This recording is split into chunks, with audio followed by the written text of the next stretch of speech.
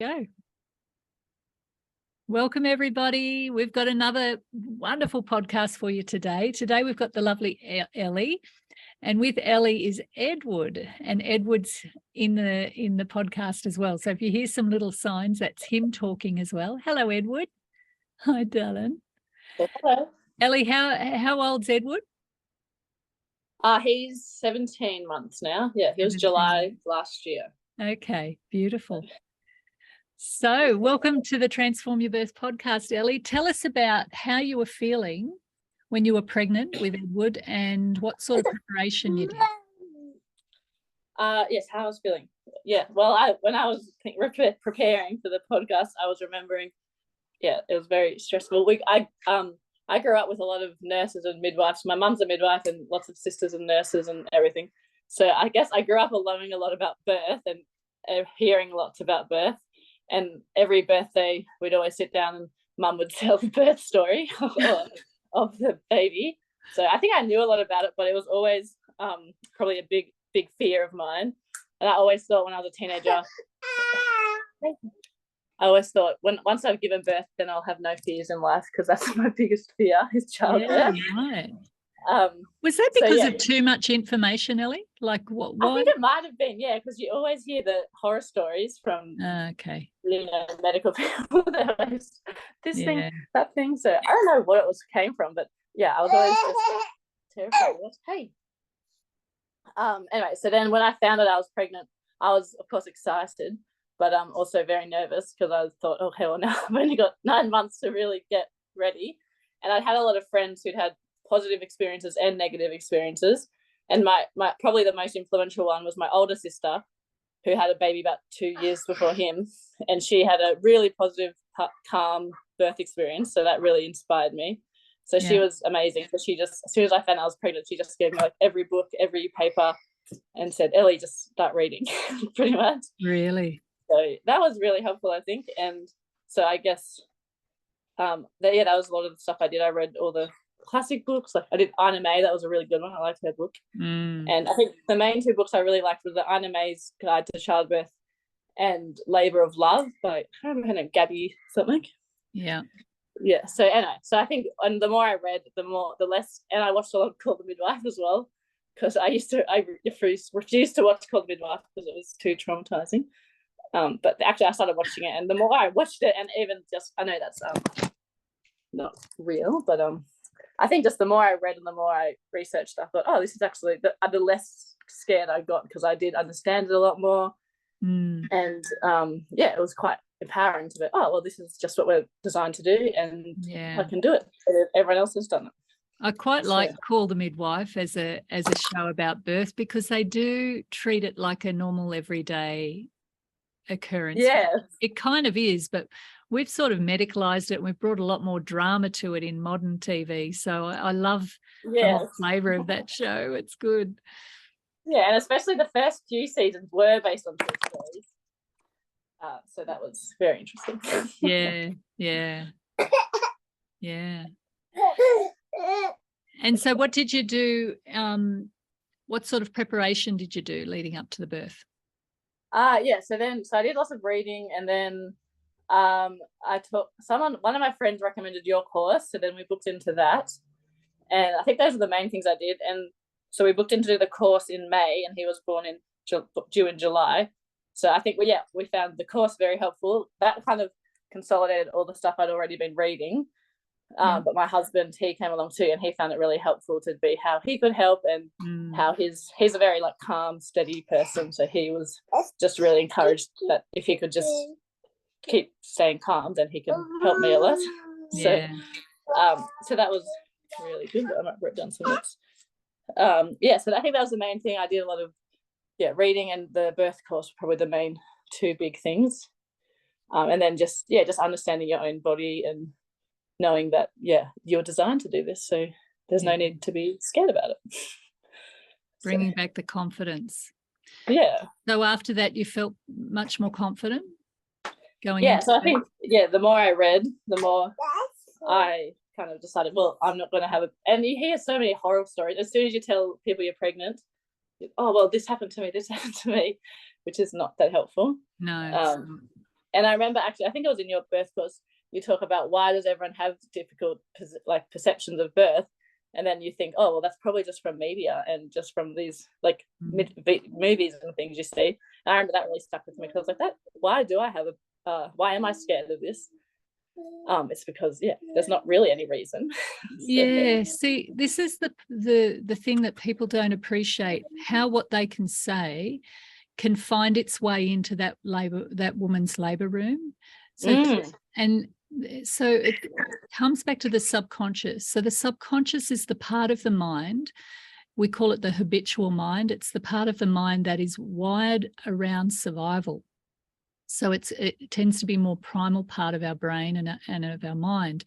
And so when we hear fearful stories, or we see images of birth looking dangerous, out of control, women in pain, and then top that with a few horror stories that random people tend to tell us, then that's the sort of thing that will stick inside of your subconscious mind. And so for you as a child, learning about birth from your mother, who was a midwife, coming home and telling you when things really deviate off the normal path, and it's those stories she wants to get off her chest, because she sees all sorts of different births, but it's the ones she talks about are the negative ones. And then your young impressionable mind, which doesn't have really a frame of reference around birth other than your very limited experience at whatever age you were, once again, that gets lodged into the memory, and that's the origins of our fear. So if you've ever wondered why birth is getting more complicated, part of it is the way we talk about birth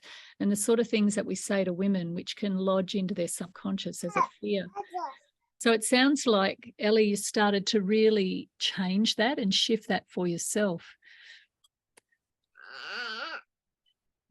Yeah, sorry, he's throwing some scissors. Yes, it was. And I think the more I read, the more it kind of made sense. And I think the other thing that really stuck with me when I was preparing was the fear, tension, pain cycle, which really just made sense to me. I was like, well, that makes sense. The more scared you get, then your body kind of tenses up, and then everything kind of slows down. And then leading into the what's it called, the cycle of intervention, or cascade of interventions. The more you get intervened, then it keeps on being more intervention. So I guess the more I prepared, the more I was pretty confident that I didn't want any of that to happen. And I think once I'd made up my mind that was what was going to happen, so I was pretty confident with that. So I think the more preparation I did, the more confident I felt, and then I was really starting to get excited about going into birth the closer it came. So. Nice. Fancy feeling excited about childbirth. Wonderful. That's a big turn. I know. I would tell my sister that, she's, well, that's a big change. Yeah. Okay, so let's fast forward now to the birthing days. Tell us about that. Yeah, so really straightforward pregnancy, no issues. And then, so we got to about 40 weeks and there was no signs of movement yet. So of course, they started talking about induction, and I pushed back and said, we'll just wait a week. So we waited a week. And then I remember at 40, I think it was 41 weeks, we sat down and they talked through all the options of induction. And I just kind of said, I'd prefer not to get induced, but if I do have to get induced, I want the most natural type of induction. And I remember sitting in that meeting, I was so nervous, but I was pretty strong. And Brock, my husband, was really good too. So we sat with that, and I was really terrified of induction was just my biggest fear for some reason. I don't know why. And I was really scared of the syntocin. I think that was from Ina May. She talks a lot about that. I don't know if it's worse in America, but she talks a lot about the syntocin can go wrong. So anyway, I just said I prefer not to get induced, and they were pretty good with that and understood that. So then they booked in a tentative induction for, I think, 40 plus 10. And then, but I had already started feeling a bit of twinges and stuff. So I was pretty sure I was going to go into labour soon. So I said, they said Sunday morning. I said, can we do Sunday night? So I think they pushed it to Sunday night. So that was the Tuesday, I think. Anyway, then me and my husband went for a long walk. And I think I got some acupuncture as well. And then the next morning I woke up quite early and the contraction had started. But I thought it wasn't labor at first because that had also happened the day before, and nothing eventuated. Oh, also, and I got a stretch and sweep, the day before as well. The midwife gave me a stretch and sweep. Anyway, so then the contractions started quite early in the morning. Eventually I got Brock up, and they were quite close together at first. They were like 3 or 4 minutes apart. So, oh, good. This is going to be really quick labor. But it wasn't. Anyway, so then the contractions were quite close. Yeah. And then so I called my mum, who was also coming. So she came over at about 9 a.m. And it was, middle of winter, so very cold. So my husband, we had a fireplace, and he just made a nice fire, and we had just a TV show on in the background, and he just kept bringing snacks and food, and what else? Yeah, we had the TENS machine as well. So that was really nice, just being at home together. And we had the ball as well. So that was quite calm, and then the contractions actually got quite slow. They were only like one every 10 minutes. And then so we tried to go for a walk. We went outside to go for a walk, and then the contractions stopped altogether because it was so cold. So we didn't do that. So we just came back inside and kept walking. Sorry, I wrote down some notes so I don't forget. Yeah, so then we kept on going for labour, and eventually at around 6 p.m, we decided to go to hospital, which was about 20 minutes from our house. So because Mum thought I was quite close to transition, because I was getting pretty intense. So that was about 12 hours at home, and then we went into hospital. And then I thought, oh, good, we'll have this baby by midnight. This is great. This is nearly over. Anyway, so then we went to hospital, and so then I remember it was in the middle of COVID too. So I remember him trying to get me to wear a mask at the front door, and I was like, oh, let's just get me in. So he didn't push that too much, which was nice. Anyway, so then we went to the hospital, and Brock we'd kind of planned once we got there to turn the lights off, kind of push the bed to the side, and just make it really calm space. So that was really lovely once we got there. And it was like nighttime, and I labored most of the night. So it was just a really beautiful time of labor, because it was just so quiet, and it was just dark outside. And my midwife was really amazing. She was just there. She didn't really do anything, but she just was there in the background, and I just knew if I needed anything, she was there. But she was just so good. She didn't like intervene or ask me anything. She just sat pretty much. I don't know what she did, but she was. I think that means she was good, because she wasn't in my face or anything. So we had the bath there. I really thought I'd want to get in the water, but at the time I just did not like the water, so we didn't do that. So we were just kind of walking around the room, and when I was writing down the notes just to prepare for this, I realized I was doing that for 7 hours, which didn't feel like that in the time. And I remember in the birth course you talk about just putting all the clocks away, so we did that. Time can take on a very different quality in labour for women in labour. It was amazing. The biggest challenge, mental challenge a woman has in labour is she doesn't know how long she's going to be in labour for. And part of that can be very, very difficult, because when we get into this, well, how much longer do I have to keep going? Once we start to get into that part of our mind, it can really interfere with labour. Now, the beautiful thing about endorphins is they give you an altered sense of time consciousness. So you've got hormones that help you to experience time in a very, very different way. And so the way we get in the way of that is when we start to refer to time, oh, it's lunchtime, or it's dinner time, or you've been in labour since breakfast and now it's dinner. And that's going to start to trigger a woman's thinking of, well, how much longer do I have to go? And when that happens, she comes out of that zone, she's thinking more. So if we can just surrender to that timelessness and allow those beautiful hormones to do their work of taking her into timelessness, you can be in labour for hours and you have no idea. And that's the best way to be. Yes, it sounds like that's what you experienced. Yeah, I know, because normally I'm quite time conscious. So that was amazing. But it just went so quick. I mean, towards the end I remember saying like, oh, something's wrong, this is taking way too long, like what's going on? And everyone's like, no, it's fine, just keep going. I was like, no, like why is this taking so long? And then Mum just kept encouraging me, no, just keep going. And the other thing that was surprising me is I didn't even think to ask for any pain relief. I knew like it was obviously quite intense, but I just knew, well, you just got to keep going. You can't get out of it any other way. Yeah. So yeah, that was surprising because I thought I would at least think about it, but I didn't even think about it till probably right near the end. I asked for gas, I think, which was good, but I don't really remember it doing much. I think it was more, it just kind of helped me breathe a bit more, which was quite helpful. Yeah. So yeah, did get the gas anyway. Eventually, and I was just so tired. I remember, and I there's something wrong, and anyway, Mum just kept saying, no, there's nothing. She was really amazing. There's nothing wrong. Just keep going, keep going. So then eventually I did start pushing. I never really got that. Like it was, in all the stuff I'd read, it was kind of like the overbearing need to push. I don't think I ever really felt that, but I just knew it was time to push. So then we started pushing. And then by that time, I think I was just so tired. I was just sitting on the bed, like in the classic birth position, which was not what I thought I'd be doing. And I was just, and I think I turned onto my tummy and my back a bit, and they kind of elevated the bed. But yeah, just kept going. And eventually, yes, I was very tired, and the contractions still weren't very close together. So I kept thinking, oh, there must be a lot more to go because they aren't that close. Anyway, and I remember falling, that's right, and I fell asleep between contractions because I was so tired. So it was just such a weird vibe because I remember half like hallucinating, half tired, and then wake up, push, and then like kind of go back to this weird zone and keep pushing. So it's very funny. And then what happened next? So then we just kept going. It was pushing for quite a while, and eventually they guessed I think something was wrong.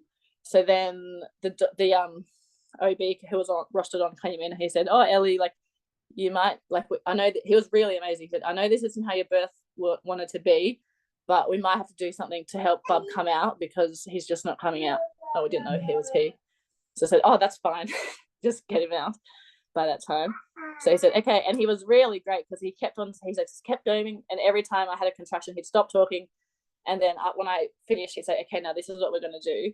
He said, he was so calm. He said, and he gave me really good tips. He said, because Mum said, Elley, stop making noise. And I said, I can't stop making noise. But then he said, when you make noise, channel it down. Don't channel it out. And I remember that really helped. Because he was so calm, and he just said, Elley, look at me, just channel it down. And he was just amazing. Oh, lovely. He was just great. So then they were talking about doing the suction cup, which I wasn't super keen on, but then I just thought, okay, if that's what has to happen, then that has to happen. And they still gave me the options, which was really good. I know you don't want to do this, but this is what we're going to try to do.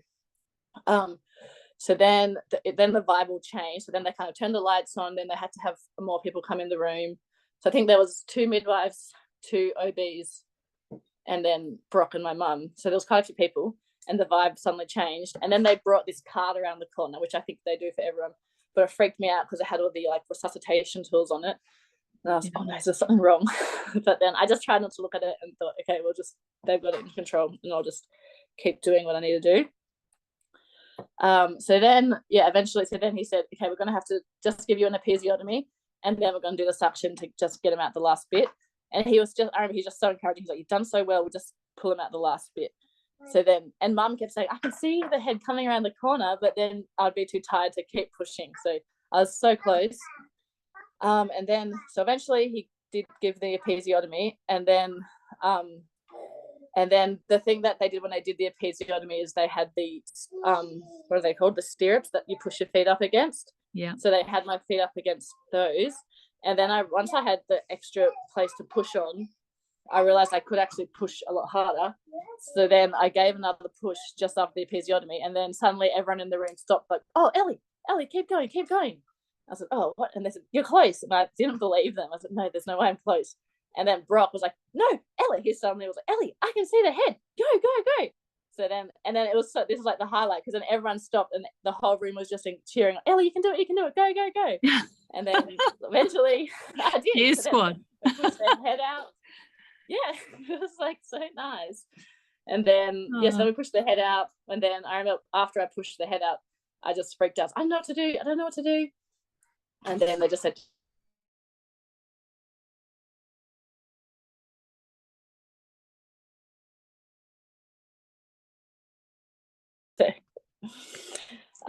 it was just amazing. And I just remember thinking, once they put the baby on my, so then the doctor just looked at me and said, it's okay, on the next contraction just push. And so then I did, and then the whole baby came out, and they put him on me, and I just looked down, it was this little blue blob, and we didn't know the gender. So then they said, check the gender, and Brock looked, and it was a boy. And then I was so shocked because there's no boys in my family. So then, but then it was just amazing. I remember thinking, I just said, oh my God, it's a baby, it's a baby, it's a baby. And I was just in this little zone. And it was just, everything that I'd read actually came in then, and learned on your course as well. Just suddenly the rush of just like, oh my God, I just did that. Like, I am amazing. Like, I just remember thinking, I can't believe I did that. And I was just in this state of, I don't know, amazement.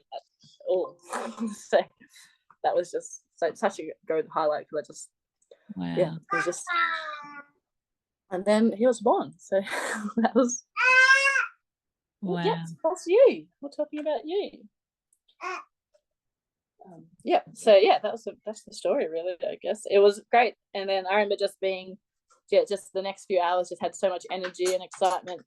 I remember my husband just passed out on the couch. He was so tired, but I was just too excited to sleep. Too high. That hormonal high at the end. Yeah. You had beautiful care and support, Elley. It was lovely to hear your caregivers. So it was a really positive.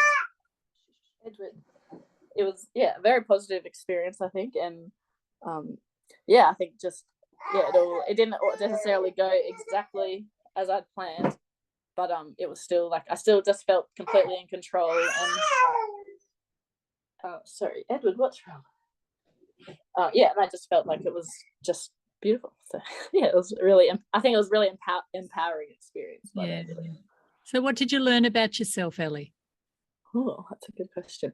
I think just the thing was, I think most of my life I would be scared of birth and hide from it. But then when you face your fears head on instead of hiding from them, then actually they're not that scary.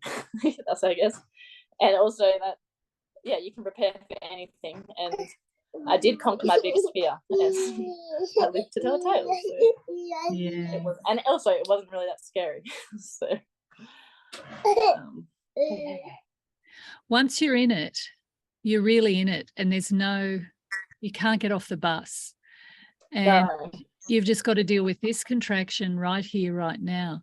And I like to reassure women that, prior to birth, a lot of women think, oh, I've got a monkey mind and I overthink things, or I struggle to relax, and all of those sorts of judgments we make about ourselves. But I like to reassure them that in labour, it's the easiest to do than at any other time, because your whole body is telling you to go primal, and it's hard to think. It's hard to even, like, you're in an altered state because you've gone into that primal part of your brain. Now, women can fight that, and they often do fight it because they don't know any better.